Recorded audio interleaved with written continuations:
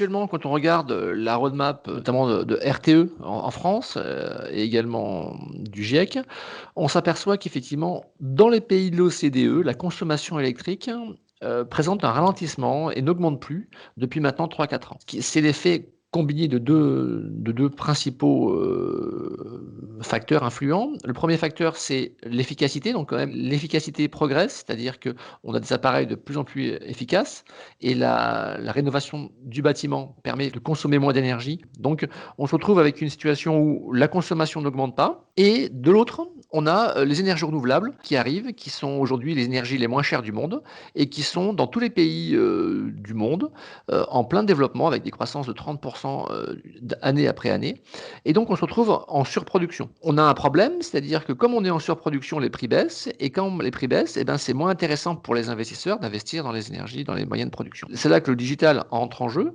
c'est-à-dire que si il n'y a pas de digital dans un pays, on ne peut pas mettre plus que 30 d'énergie renouvelable. Parce que si on met plus de 30 d'énergie renouvelable, il y a des risques de blackout et de décrochage entre la synchronisation de l'offre et la demande.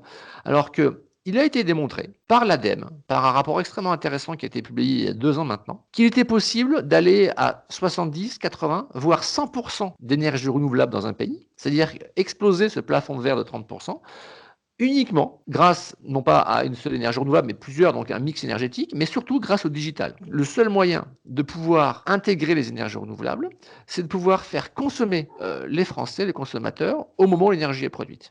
Donc nous, on illustre que le digital permet de pouvoir intégrer les énergies renouvelables en déplaçant le moment où les gens consomment, de manière à ce que l'énergie soit complètement consommée sur place et qu'on puisse arriver jusqu'à 70, 80, voire 100% d'énergie renouvelable. Juste pour vous donner un autre chiffre, si vous mettez des panneaux solaires chez un particulier et que vous ne mettez pas de digital, le particulier va faire une réduction de facture que de 20%. Il va produire un peu le matin, un peu le soir, et ça c'est tout. Donc c'est-à-dire que à 20%, l'investissement dans les énergies renouvelables n'est pas rentable pour un particulier. Et quand les énergies renouvelables font baisser sa facture de 70%, là c'est carrément rentable, et donc les gens le font.